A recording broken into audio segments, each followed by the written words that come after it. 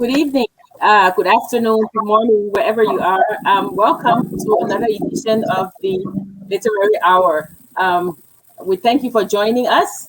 I'm Jackie Sayegh, and my co-host and professor is Dr. Kim Moses Nagbe. We will be discussing today books that impact our lives 2.0. Welcome, Prof. Nagbe. We're here again. Yes, Fridays here. TGIF to say. Glad to be here as well. Yes, we had asked those who watched the show to list their favorite books to come prepared to defend their choice or choices and to join us in discussing their favorite book. So if you want to list your book, feel free to do that. If you would like to join us one day to discuss why this book had an impact on your life, I know we invite you to do that as well. We're going to jump right into it and again start to talk about why books have the power that they have over us. So, Prof, why? Why does it have this power over us? Well, we have to keep in mind that I always say that uh, books are like conversation on paper. Sometimes you get out of a conversation and you always remember some of the themes that you and your colleague or you and your friend did discuss. So we can bring such a phenomenon to the reading culture, reading activity, and all that. So once you've had a conversation, sometimes someone is so funny that he or she had you laughing, and every time you think about that, wherever you are, you just burst into laughter. And that is the same thing about a good book. So the impact depends on a variety of things. Either this person has had a good story to tell that's hit your funny bone, or it might be something very serious, of course. Sometimes it's not just about laughter, it's something that will bring you to tears. So, whatever it is, at the center of it is the emotive chord that the book strikes. And The emotive chord that the book strikes. and when we were talking last week when we were discussing books, we said that it also depends on where you are in your life.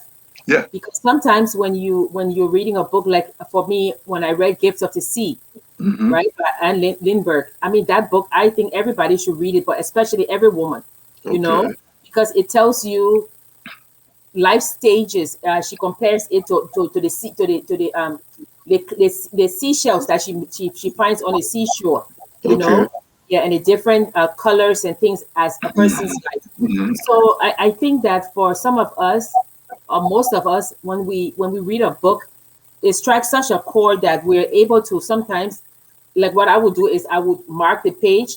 I Yeah. I, I don't read Kindle. I mean, I know, Mm-hmm. but I just like the feel of a book. Yeah. And I always come back, and sometimes I take quotes from those books, and Mm-hmm. the quotes are the ones that kind of strengthen me in Mm-hmm. different areas of my life. Yeah, So so there's I an think element of element of inspiration as well. Yeah. yeah, so I, Because I think that I think that when you read a book and you write, it's almost like meeting a friend. Whether it's the character or the author, yeah, it is like meeting a friend. yeah, So, Prof, what I wanted to for us to discuss again, as we were discussing last week, is some of the books that have impacted our lives. mm-hmm. I think we will be able to look at some of the people who are watching and see their favorite book. But Yeah. one of the I mean, I don't know, should we just jump into it, or do you No, want? just let's. I mean, the same conversational mode. Let's Yeah. go ahead. Yeah. So, Prof, I think one of the books actually that uh, um, that describes the human condition. And when I said that, you started to laugh. But really, Prof, I mean, it may not have such an emotive impact on an individual, but on a society. Animal Farm, Yeah. Animal Farm. That book, It's small as it is, mhm. it's. I think it is one of the most powerful books when you're looking at a society, power and a society. I think Animal Farm. What do you think? It's an important point you are making there regarding uh, the content versus the size. Yes. Uh, there are, the Lord of the Flies and all those. You Very see, much like yeah, very much like the Animal Farm. yes, Yes, you it's see. very So much like Animal Farm. so sometimes the length has got nothing to do with the impact. Sometimes the length has nothing to do with the impact. What is between the covers? What is between the covers can be so powerful, so that the smaller the size, the better, because you can almost instinctively go back to it time and again. Okay. Because there might be certain scenes, there might be certain quotes or some certain words that you always want to kind of feel the flavor of and all that, or taste the flavor of. So actually, you're right. You're right. Uh, you know, Animal Farm. The I beginning, think I the beginning of it has always, all the way when I was the kid. Beast of Ireland, beast of yeah, Eric, like yeah, you know, yes, and then as kids, we were kind of struck by imagining a pig, calling little ones together and telling them about things to come, time to come, and all of a sudden. yeah. But So then, of course, but then as we grew, the idea of layer of meaning upon layer of meaning became a very much important thing to do.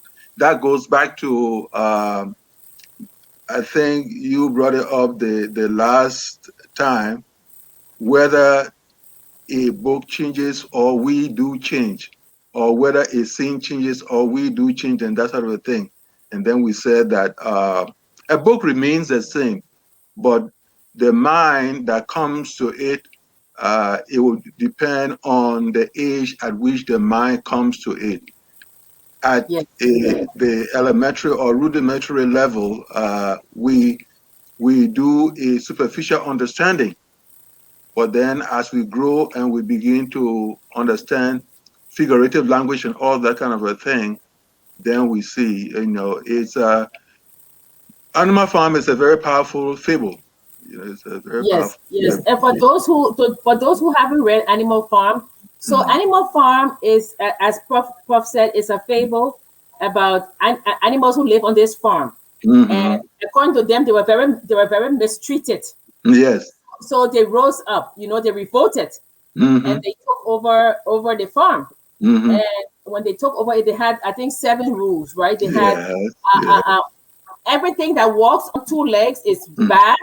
Yes. Everything that walks on 4 legs or has wings is Yeah. good. Yeah. No animal shall drink alcohol. No Yeah. animal shall sleep on bed. No Hmm. animal shall kill another animal. Yes. So people are following. I mean, the animals are following these rules. They are so very happy that Hmm. finally they've gotten rid of man, and they can they Hmm. can, they can follow these Mr. rules. Jones. Yeah, Yeah. Mr. Jones.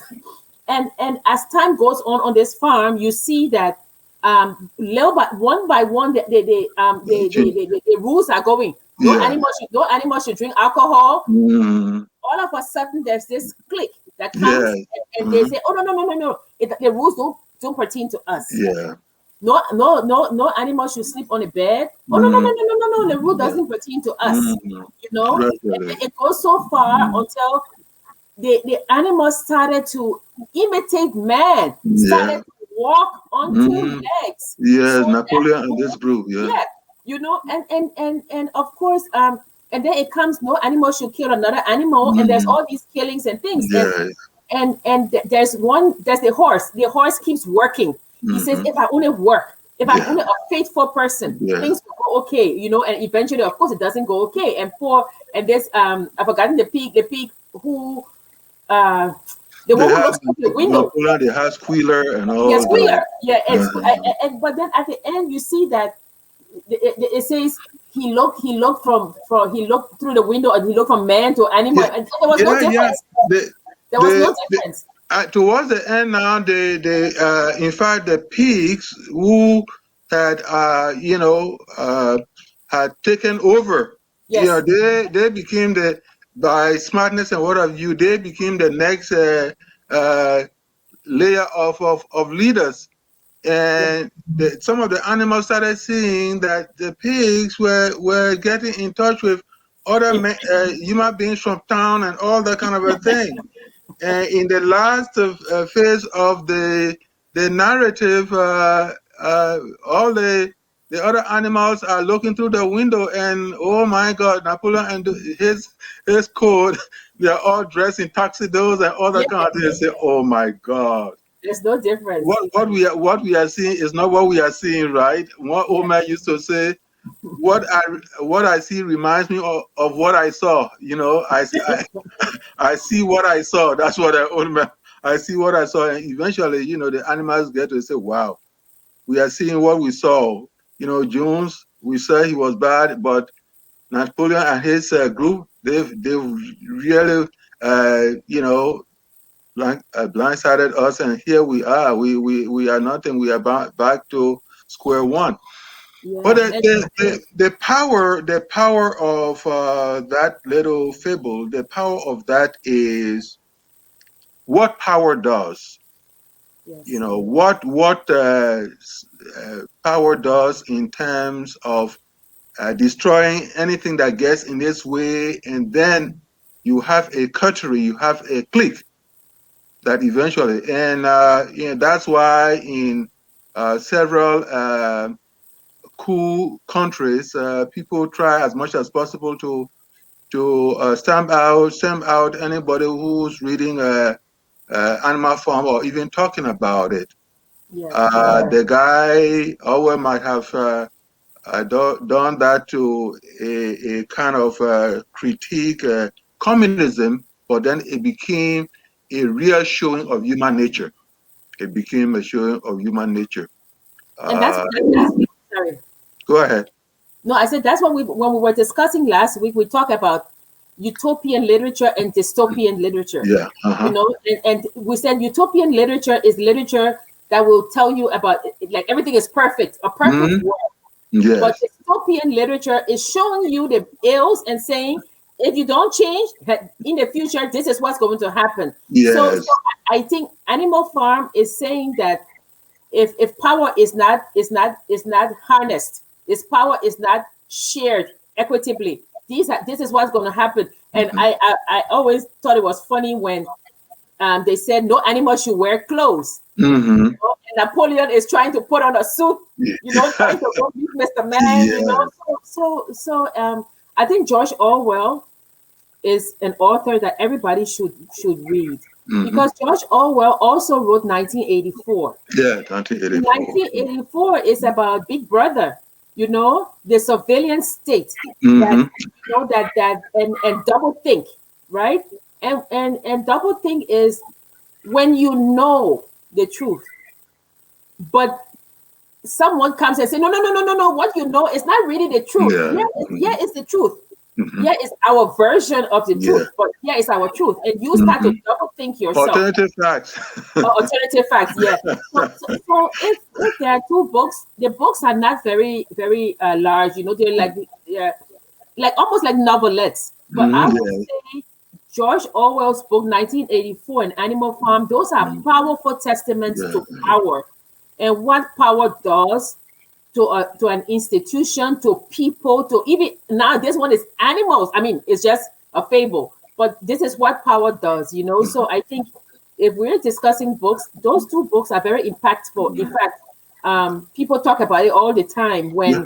When I think Britain was saying that they were going to put CCTV cameras all over the streets, Mm-hmm. people started to say, it's George Orwell's 1984, Yeah. 1984. Joshua If you don't read the 2.0. book, you will say, but why are they saying it's 1984? What they're saying it because that's the title of the book, Mhm. 1984, the surveillance state.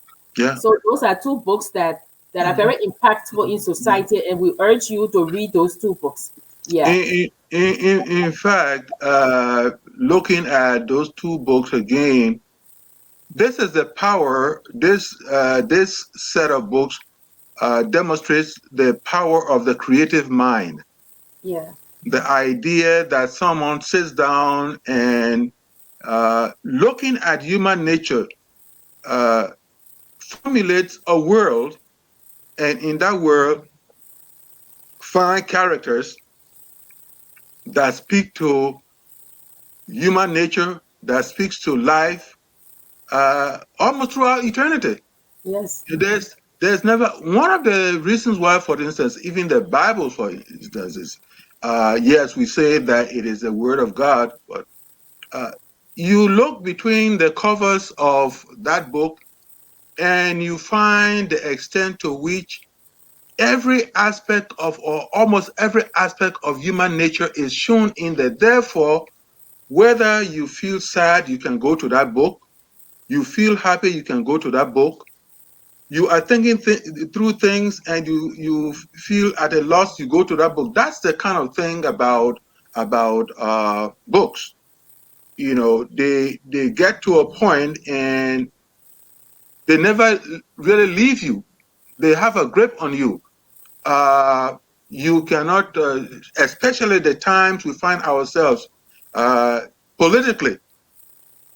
You will always find something, you know, the Trump era, other eras, and what have you. And to this day, especially with IT, with information technology, you know, so many people go on the internet and they find certain lies. They are put together in such a way that they become powerful.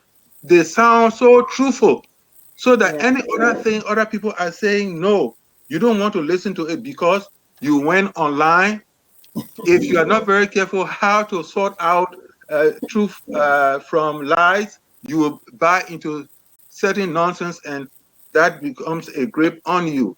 And that is one reason why, for instance, people are finding it difficult to convince some people about vaccination and all that kind of a thing. So short yes. of the long is that, yes, go ahead. No, I said double think. Yeah, But double thing. You know, double thing, double speak. You know, double yes, thing, double speak, and all those, they are part and parcel of the conundrum that the modern world is going through today. You know, the modern world is going through today, and we can find answers, or some of the answers in 1984. You know, a projection of what it will mean. Say one day it will come that machines will so control us, yes. people will use machines to control us, and to break away from such grip will be a difficult thing. And here we are today with this, Cell phone, cell phone. cell phone. How many Yeah. people? I mean, how many people you get among people, and sometimes they won't even notice you. They are on their cell phone, 24/7, and of course, it might be a little exaggeration, but that's in most instances, people are on their cell phone and they don't care less who is around. You know, Prof, whenever I'm at the bus stop, like when I uh, I get on the bus to get to the where my car is parked, and I sit there and I would see somebody and want to like maybe strike up a conversation about the Mhm. weather, and it would take me like 4 or 5 minutes. I would be like, why are they not responding? Only to find Mhm. that they have earphones on, the Yeah, cordless earphones. yeah. But you know, I'm reminded of that all the time of the song "The Sound of Silence." Remember? Mhm. and Mhm. and there are two lines in that song, and the people bowed and prayed to the neon god they made, but the words of the prophet are written on the subway wall and Mhm. the subway walls and tenement halls. And whenever I see the cell phone, I always say, yeah, it's It's exactly what it is. People bow because Yeah. you're bending your head. Yeah. They Yeah. You are bow there. and they pray to the Mm-hmm. neon god they made. It Yeah. is a Yeah. neon god, Yeah. and it's yeah. So you're right. It's, Songwriters are also mhm. authors and prophets. But Yeah. Prof, Yeah. yeah, so coming back to books that are impactful to us, like last week we talked about The Eyes Were Watching God, and I Mm-hmm. told you that I love that book because it's a buildings Yeah. and also you talk about on writing well, and Mm-hmm. we discuss uh, Things Fall Apart. That was Yeah. a It's good all book. about Yeah. and Ayekwe Amas. The beautiful Yeah. ones that are The yet born, beautiful young ones are mentioned. not yet born. And talking Uh-huh. about that Ayekwe Amas book. Think about if you had uh, a writing activity for students, you bring in Ayekwe Amas, The Beautiful Ones Are Not Yet Born, and Animal Farm. You know, Yes. yes. Yes. In Ayekwe Amas, Ghana, the masters have left, and another layer of leaders have come in, and while maybe one or two are sincere in what they are doing, a lot of the people are there for the grief and graft of the times, buying this and buying that and forgetting about the ordinary people. So what I was oh sorry. No, no. What I was going to say was that I was saying that there's a trilogy, right? We have Achepe has a trilogy. We have No Longer at Ease. We have Mm-hmm. Things Fall Apart, Arrow Yes. of God, and No Longer at Ease, Uh-huh. right? No, yeah, things fall apart. Arrow Uh, of God. the next, then comes no longer at ease, and then comes arrow of God. Yes. Yes. But I really love Arrow of God Mm-hmm. because when we were talking about Things Fall Apart, I said that there is nobody, there is nobody in Things Fall Apart that you cannot love, that you Mm-hmm. cannot find something to love about them. Mm-hmm. That they are all flawed creatures, but you Mm-hmm. can find something to love. Mm-hmm. So in Arrow of God, we have Iswelu, right? Mm-hmm. So Iswelu is the chief priest, right, of Yeah. Umofia. I think Umaru. He's the chief priest of Umaru, right? And he embodies all the culture, the traditions of that town. Mm-hmm. So of course, Umaru, I think they're going to war with Operi because they Yeah. said Operi took the farmland. Always says this line Yeah. and things issue. Yeah. And Iswelu says, I will not be a part of this. And because the white colonialists, what they name Winterbottom, Winterbottom, Mm-hmm. right? So Winterbottom All sees those that names. Iswelu is a very good man. He's an Mm-hmm. honest man, and he asked Iswelu to be the oversee to be the queen's representative or the king's representative. And of Uh-huh. course, Iswelu says no, and he puts Iswelu in jail, right? But the act of this powerful man being thrown into jail, Mm-hmm. it hurt Iswelu so much. And then Iswelu, who is supposed to announce the festival of the yams, right? Yeah. He refuses to announce it. He says, "No, I'm not going to do it." So the yams get rotten because the people cannot harvest the yams because Yeah. Iswelu has not, So I mean, it's in so many aspects that it shows the the corrosive the corrosiveness of colonialism Mm-hmm. on the traditions. It shows that even a religion couldn't start the onslaught. You Mm-hmm. know, it shows also that even the people who like Good Country, John Good Country, I think that was Yeah. his name. He turned against Iswelu. When I read Arrow of God, I feel like this is a man buffeted on all sides, Mm-hmm. even by his God. You know, he becomes an arrow in the bow of Yeah. the God. Mm-hmm. Sacrificed at will. Yeah. Exactly. So I always feel that when I always feel so sad when I read Arrow of God. That I think when people say, "Oh, tragic hero Okonko," But both Okonko and Iswelu, Mm-hmm. they are brought down not only by colonialism, but by their pride. The Hubris. hubris. Yeah, Hubris. the hubris. Yeah. Yes. By their pride. Yeah. So I wanted us to just if Anthony can show the second slide, I just Mm-hmm. wanted us to just see some of the quotes, the Yes. beauty of the language. I wanted us to just to just see if Anthony is there, he could show the second slide. Um, yes. So this one. So it says Africa never spared those who did what they liked instead of what they had to do. So Mm-hmm. it was like Iswelu, Mm-hmm. this is not your time to be proud. You Mm-hmm. are supposed to announce Mm-hmm. the festival of the yams, right? And then when the white man came, Iswelu kind of like he said, "Oh, strange things have come before." He Mm-hmm. underestimated the power of the colonialist, and Mm-hmm. so that's when the quote came: "A disease that has never been seen before cannot be cured with everyday herbs." Mm-hmm. And the reason I put this was because I think now Liberia say old ways cannot open new doors, right? But this is exactly what it is saying. A disease that has never been seen before cannot be cured with everyday herbs, right? Aren't And we seeing that even in you can see in the practical sense COVID yes, 19. yes, yes. And then he says, I'm sorry, Lucy. He said, "It is praiseworthy to be brave and fearless, my son, but sometimes it is better to be a coward. We often stand in the compound of a coward to point at the ruins where a brave man used to live. The man who has never submitted to anything will soon submit to the burial mat."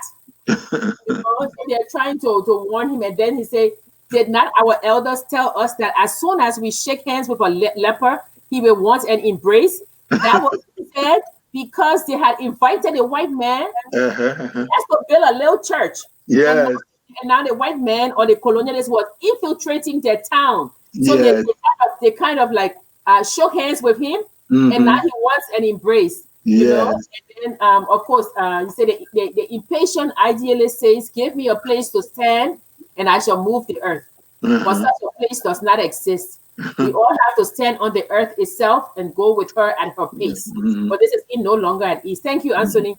So I put these to show that again what we discussed last week about the brevity of words with Mm-hmm. Achebe.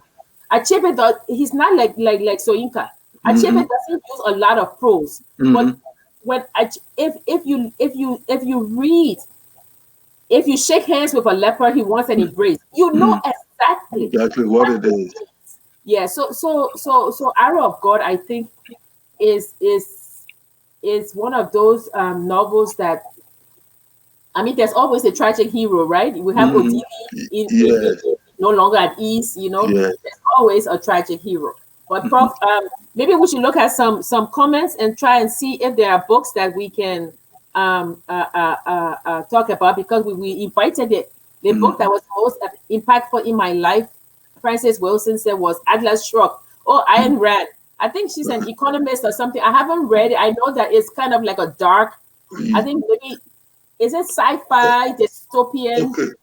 So book? probably he would have made one or two comments on the book, so we'll get. Francis, defend your choice. If that's your favorite book, let us know why. Yeah. And so Anastasia Simmons says, "Are books really extensions of who we are?" Of course, Prof, what do you think? of course. That's first of all, it is, except for instance, you are reading it for the first time, but the question is, who are we? Who are we?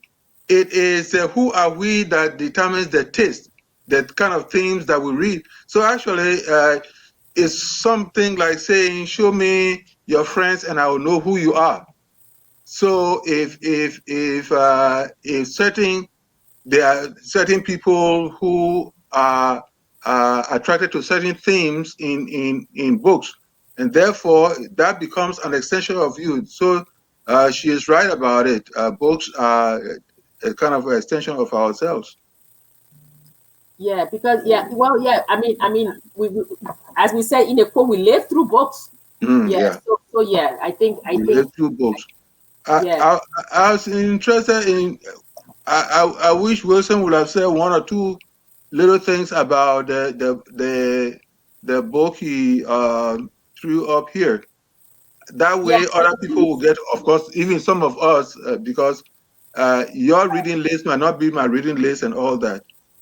Yeah, so defend your book. If it's your book, defend your book. That's what we will say. Well, the time will make them run away. Just say, tell us some small little thing about your book, Jackie. Yeah. Okay. And please, as we said before, if you would like to come on, just to discuss a book that you find impactful, we Yeah, have a couple of authors coming in the month of May to discuss their books. But this show is for everybody. So if yeah, you have a book you would like to discuss, mhm, if you have a question about a book, please feel free to send it to us. yeah, And again, we are inviting you. We have we are accepting submissions for what does Liberia mean to me. yeah. 700-word essay is going to be published. Mhm. So please do not forget, send it to focusonliberia@gmail.com. What does Liberia mean to me? Yeah, It can be three humorous. paragraphs or so. It That's can, what it yeah, is. it can be Mhm, reflective. It can be mhm. it can be however you want it to be. So don't Yeah. forget about that. Mhm. Yeah. So Prof, your books, we Well, continue. again, talking about the books, I, you and I tussled over it. Uh, eh, while we are talking about novels, we can also talk about critical studies. One of the things that, in the area of law, I have been forcing with my people back in Liberia. Most people, maybe it is because of the money, most people, when they come from law school, they want to run to be courtroom lawyers. Yes. But one aspect of law that is screaming to be listened to and all that is legal scholarship.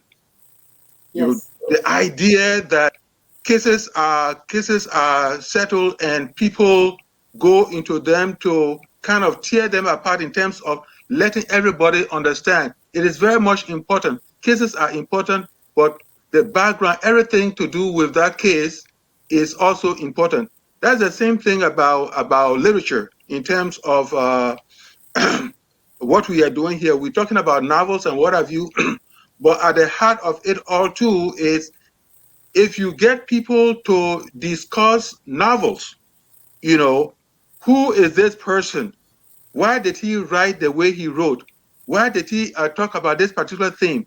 What do you get out of that theme? That is what is called literary criticism. And so, if people are talking about the novels and what have you, we should not lose sight of the fact of making sure that we have people who are writing about a book, so that the studying of that book becomes very much attractive, becomes very much enjoyable. The last time when we talked, I spoke about a man called Northrop Frye and the educated imagination, Yes. which talked about the kind of critical response that people bring to both. Of course, you will find things about critical response when you are talking about the classroom and all that, but still that's part and parcel of the story. There's another book by a lady called Louise Rosenblatt, Rosenblatt, and the book is called Literature as Exploration. Literature as Exploration.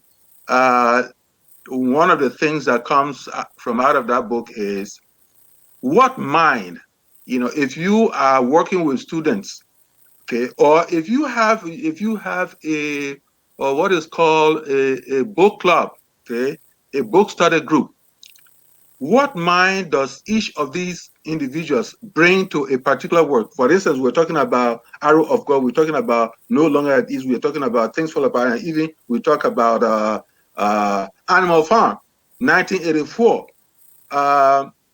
What mind, beyond the printed page, beyond the superficial story. What mind is there that brings a significant understanding to the book that is being read?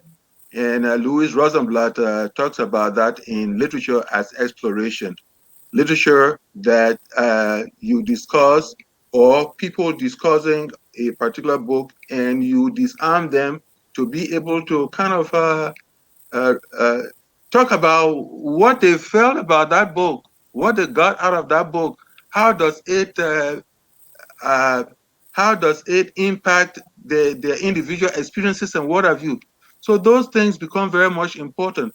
And so as I make this point, I'm saying that, well, Liberians, you are writing uh, books, you are writing uh, what is it, set of poems and all that, but try to kind of diversify your own approach to literature. See if you can see other people's work and want to talk about such works. One of the things someone told me, uh, uh, how can I talk about the book you wrote? You know about it. And I said, no, but you can bring a perspective to it, and I might be shocked to hear from you. And sometimes people say, you know, when I was writing this book, I didn't think about this aspect that you brought out. So thank you very much. So people can write about other people's books, write about novels and all that, and that is part of sharing the literary experience. Yeah. So I think that you are right. And then back to Anastasia's question about books being an extension of ourselves. Mm-hmm. I know that in upcoming discussions on this show, we're going to talk about autobiographies. Mm-hmm. Biographies. I always say autobiographies because it comes from the horse's mouth, you Mm-hmm. know. And so the question about whether books are extensions of ourselves, Mm-hmm. we see ourselves sometimes in autobiographies, experiences that people go through. Yeah. It may not be the identical experience, but we Mm-hmm. put ourselves in their place Yeah. because we know, that similar thing has happened to us.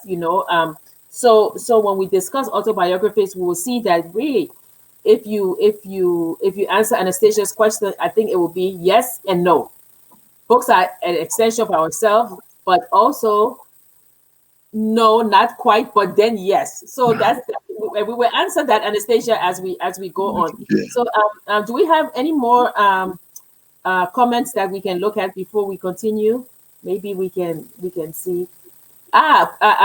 Francis Wilson is saying that she was introduced to this book soon after the 1980 coup, and it was impactful because I felt that I was actually living the novel I was reading. Yes. So Mm. so maybe, yeah. So okay, that I wonder that's the book. From, it's called it's Link into the book. Yeah, for those of you who don't understand what Frank Weller wrote, Prof. Nagbe wrote a poem, right, Prof? yeah, it became a collection of short essays and poems. Called "Lick It Yeah, to the Bone." So lick them, so so Mr. Weller is mhm. talking Lick about that. Yeah. lick them to the bone. Again, this was a satirical poem, a very long poem in which I told hunger. I was having a short conversation with hunger. Uh, for I saw before the war. I know there had been agitation here and there, but it hadn't been too forceful. People were kind of docile in certain instances when they should have been speaking. And so when the war came and we were all drained to nothing, it was like a hunger licking us to the bone. And then I said, yeah, lick on, lick them to the bone. Teach them how to stand and speak, lick them to the bone. Lick, lick them to the bone. Lick them to the bone. Yes, yes. In the tents, And I said, in the tents at ration zones, lick them to the bone. Lick, lick them to the bone. Yes. okay, Again, Mr. it, Frankly, Weller, you see what you yeah, have started. So you list your so, book also. So I'm coming. So it's part of what we are talking about here. You know, that little line licked them to the bone. You know, other people started thinking about other things and now, but what kind of when I remember when I recited it uh almost, I think it was 1990, 1991. That was the first major all Liberia conference in Liberia itself. That was when my little book was launched. It's the title was Thinking Through the Times. Yes. When I it was more like how you call this thing, Jackie, spoken word. Yeah, it Okay. was a kind of spoken word type of thing. When I got through, Prince Johnson, who had been his killer and what have you, he said, "What kind of K Moses, what kind of book you what kind of poem is that?" All of a sudden, it became part of my need. Leg them to the bone. I said, don't leave anything, just leg them to the bone. That sort of a thing. Ben Willa, thank you for bringing. Yeah. Yes. Anyway, Do we have any more comments? yes. Let's get Uh, some comments. I don't believe oh, that President books, Wilson said she don't believe that books are an extension of ourselves, but a recognition or glimpses of ourselves in the narrative. but Yeah, that's why. but That's why I said yes or no. Omar, you are just speaking in your own words or twisting it all around, but that's the same thing. You see, once it is a glimpse into yourself and what have you, actually it is an extension. It's an extension of it all. So at least You I'm know, glad you understand it and then you kind of recast it in your own words, which is a good thing. Yes, Jackie. when I say it's an extension of yourself, Francis Wilson, it's actually because you're right. You do see glimpses of yourself Mhm. in the book, but also you take something from that book. So Mhm. so it is an extension. Yeah. It's one of the ones that I really enjoy. One of the stories is from Mandela's prison times, right? Yeah. Yeah. So they talk about when he said that what happened was that the guards, they actually look for ways to make his life miserable, right? Mhm. And so what they did one time was that when his wife would send him letters, or people would write letters to him, they would they would not give him the letters, right? Mhm. They would not give him the letter as punishment. And then they think that he will behave himself, and then he will be so grateful to Mhm. get the letters, because he wants to know what's happening on the Mhm. outside, right? But he was working, and they kept his letters. I think he said for like 6 months or a year. Mhm. And one day they had a big show. They called him, and he came, and they handed him this box of letters and said, "Yeah, Nelson, here are your letters." And so he took the book, I mean the box, and he went into his cell, and he Mhm. put the box down, and he went and he lied down, and he saw them watching because they thought that, oh, we're gonna open the letters, he's gonna open it, and it took him almost 3 days, and he said he had to exert self-control, but he wanted to show them that by you keeping the letter, you don't have the power over Yeah. me. You Mhm. see, so then they realized that this was not punishment, because he Uh-huh. was not, being tortured in any way. Yeah. Yes. So He, so he so he was both the agent and the agency. yes, yes. So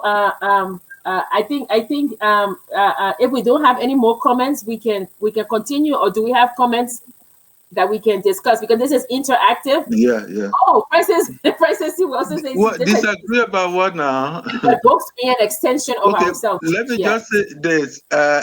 The clothes that you are wearing, are they an extension of yourself? Or what is it? What do we the thing about to say that is to ask the question, what do we mean by extension of ourselves? Yeah. We see something in that book that reminds us somehow about ourselves.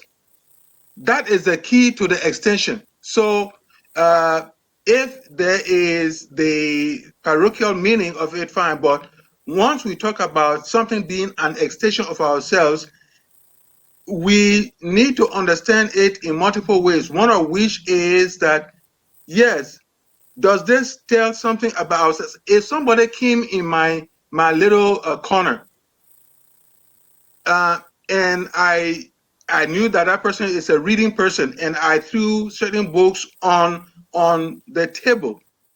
Actually, that person, by looking even at the titles of the books, will kind of glean something about myself. You, as a literate person, I'm sure there are certain books that you keep on your shelf, so that if I should leave this world today, if you saw that stack of books, if you knew me very well, you would say, that's K. Moses Nagbe's stack of books here. That is even speaking to that context of an extension of myself. Some element of myself, it might be tiny, but some element of myself will be shown by the list of books that I have, or by the books I have read and I'm talking about. That's what is meant basically by this is an extension of oneself. I like the interchange. Okay. You know, and this is not Animal Farm, right? We can disagree. Yeah, So yes. so I think if you always say go to the heart of the matter. Mm-hmm. So I think if you look at the heart of the matter, maybe what's happening is our definition of what is considered an extension, Mm-hmm. right? What does it mean when you say, oh, there's an extension of yourself? Mm-hmm. It can be a tangible and intangible, right? Of course. So if I say, if you say, Jackie, list down everything about yourself, one of the things I would pull is favorite books, Mm-hmm. you know? And I feel like when I put favorite books, it is an extension of me, because this is something that is intangible, but this is what I like because of what I've read, right? Yeah. So I think that for me, I would say it's an extension of me. It may be an extension of the author, that's their product. Mm-hmm. But some of those experiences inside, I become one with that because I say, oh, this happened to me. I take that book as my so Francis Wilson, you are free to join us to discuss Yes. this agreement. You know. Is Okay, it? so she said, let me. She says, in my opinion, the book may be an extension of the author's self. But if I read the book, then we go into the recognition of whatever, but it, or what recognition of whatever, but it. Okay, I don't know, but okay, so she said the book is an extension of the author's self, right? Mm-hmm. But if you read the book, you recognize things within the book, but it's not an extension of you. You get into the orbit. You see, it's the Yeah. extension is orbit. You know, when you get into association, you get into the orbit of someone. That is part of it. So, I mean, that's what I asked the question. What is the phrase an extension of? What does it mean? What does Yeah. it mean? You can become an extension of the author by virtue of the link that has been created. The link that has been created. You know, says Ransom, you can become even an extension of your friend. You discuss certain things, you laugh about certain things, and what have you. Each becomes the extension of the other. So whenever there is a debate about a certain thing, you want to make sure that you understand the terms of the argument. Once you understand the terms of the argument, then is it. But if the terms of the argument are not understood, then we can talk from now to Judgment Day. We will not be, because an argument is something like you discuss multiple aspects of it, and then towards the end you come to some kind of understanding. That's what it will be. Otherwise, then it's even fruitless talking about it. Okay, so I have discussed my book. I'm no longer Arrow of God, Mhm. right? And we talk about our own writing well. So Mhm. another favorite book. We've discussed No, Animal Farm. I talked about literature as exploration by Louis Okay, Rosenblatt. okay. Okay. Literature as exploration, on writing well, Mhm. Arrow of God. Mhm. One of the viewers last week talked about he spoke and he said that one of his favorite books, or the book, is Weep Not Child, or no, The Mm. River Between. Samuel Mm. Johnson said that it was The River Between. Mm. He said that was his book. So can we discuss a Mm. little bit about why I So what did you say about it? Yeah, he said that it was just the way how the chief character, I think Wayaki, tried to bring Mhm, the villages together, the mhm, river between. But I mean, mhm, that book ended. We didn't really know what happened at the end, right? Because remember, mhm, I think Kiambara caught mhm. him and his girlfriend. Cambodia, yeah. Yeah, Yeah. and it ended. But that book had also so many things in it. It had the thing about females, female circumcision was Mhm, in that book. mhm. The person who underwent it died. So, Yambura. Mhm. yeah, Samuel Johnson said that was his favorite book. He didn't Well, tell us that why, but that he book just is an example of clashing cultures. yes, You yes, had the river between. You had on one side you had those who were practitioners of the real African culture, and then yes. on the other side you had those who had been converted to Christianity, and therefore they were making much of it. And so, it in fact the tension was often at the level of the children. There's one group went to a school, and because of wanting to undergo the circumcision rites, they left school and they were expelled. And once they were expelled, they decided they were going to open their school, and they went on and on to a kind of regenerate both the African culture and on the other side the Western culture. Okay, and Frances Wilson said that she's trying to call into the show. She wants to further discuss this thing about books being extension of yourself. Mhm. So I think that she's trying to get in. So that would be great if we if we're able to speak with her and talk to her about it. Mrs. Wilson, are you there? I think not yet, but we can Yeah, well, like I told her, we cannot go dancing in circles about it. The phrase, there has to be an understanding of what the phrase is. What does it mean? And you put it right by saying that it may be tangible or intangible. It may be yeah. physical or psychological. And that's the reality, except there is another definition is far-fetched. What does it mean by an extension of oneself? Well, I think if feelings which are intangible are part of us, then yeah, books, because books, like you said, they are emotive, Hmm. right? They inspire, they They motivate. are So lucky. I think that Mhm. it's I don't know the author who said I am part of everything that I have met, right? Well, So I it, think that it almost strikes me as Walt Whitman in his Leaves of Grass and all that kind of thing. yes, yes. Yes, So yes, yeah. I think that I think that stories have power, and books, at least literary works or novels, they're stories about people's lives, about a society, about how people carry themselves, and if we say, like you said last week, that no matter where you live on this earth, you know experiences are kind of like there's a commonality in Yes. experiences. People Hmm. fall in love, Hmm. people die, and people suffer Yes. grief, and people suffer Yes. loss. So Uh, yeah, Even siblings, there's this thing about siblings, rivalry, and all that kind of a thing. Sometimes you are in your little corner, far out in Africa and what have you, and brother and sister going at each other and what have you, and you say that's you come to America, you go to Europe, you see people engage in such things. So it's there are certain strands of stories that speak to the universality of humanity. There's nothing about that. So those things become extensions. Those things become extensions if it is not physical because it didn't happen to you, uh, and then it's something of the mind, something of the mind. Any other yeah, we can. let that go. But if another topic comes up that we can discuss, it will be good to be able to more fully engage. Oh yeah, yes, Well, yes, and like we said, we're inviting you to yeah, come but this out is and talk to actually for me. This is us. every time something happens when you are going to discuss a topic.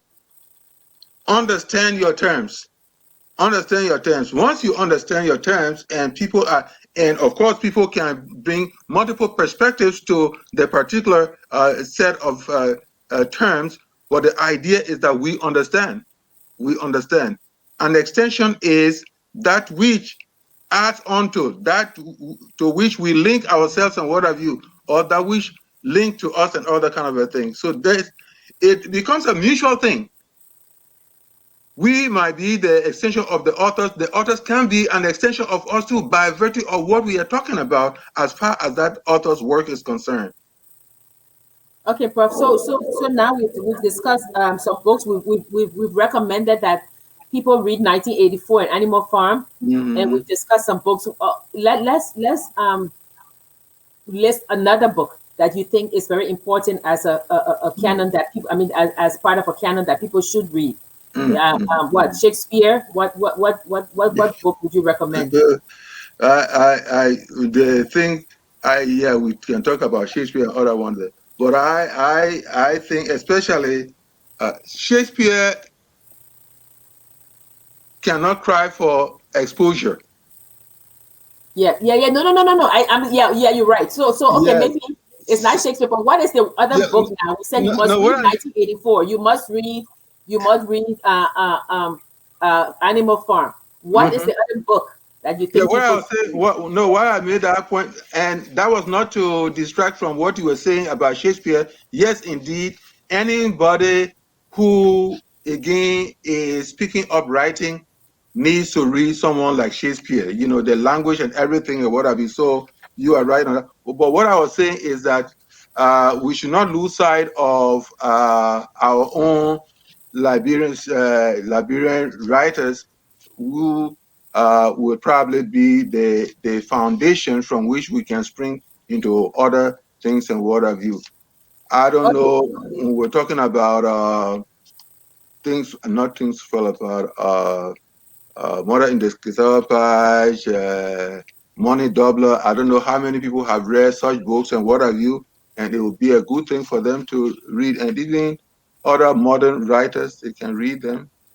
Yeah, no. So what I was saying was that like there's some books that no matter where you reside on this earth, Mhm. right?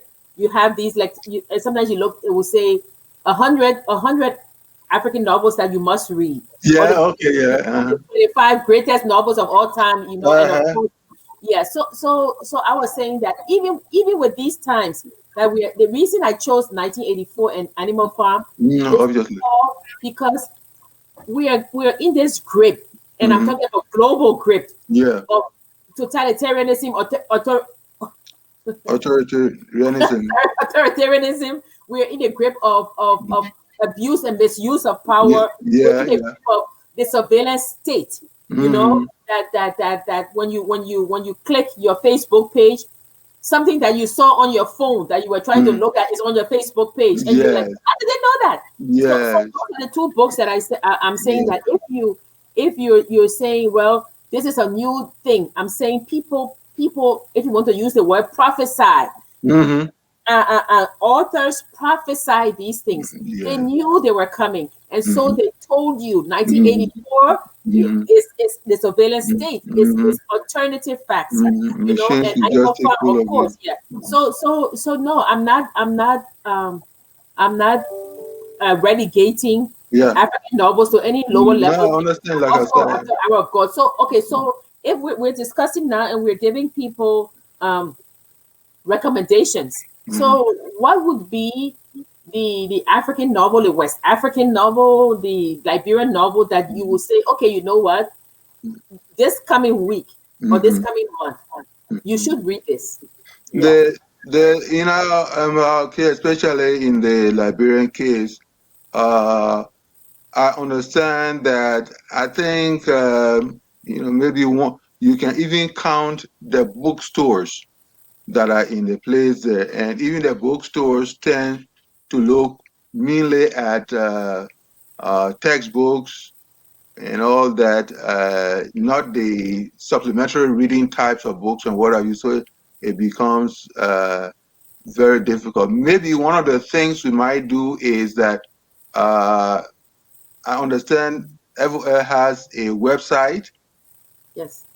Yeah, we can create a space where we kind of throw a list and encourage our viewers to always go there to try as much as possible, even in a month or two. If you can read a book, one of those books that might be listed there, that would be fine.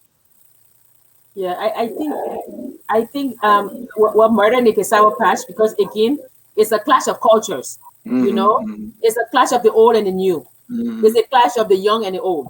It's a Hmm. clash of the rural and the urban. It's Yeah, a clash of traditionalism and capitalism. You yeah, know, yeah, so that's Murder right. in the Sour Patch, that novelette is a It it covers has a lot of things. themes that you can explore. Hmm. You know, okay, Prof. I will let you say this other one, the missing reformation of Oh, Gondolia, Gondolia. Gondolia. You know, and that one also Uh-huh. Oh is yes. Hmm. I think it's a dystopic utopian Hmm. novel. Hmm. It's telling you what Liberia can be, and what it was, and what it should not be. So And that's another one you can read, right?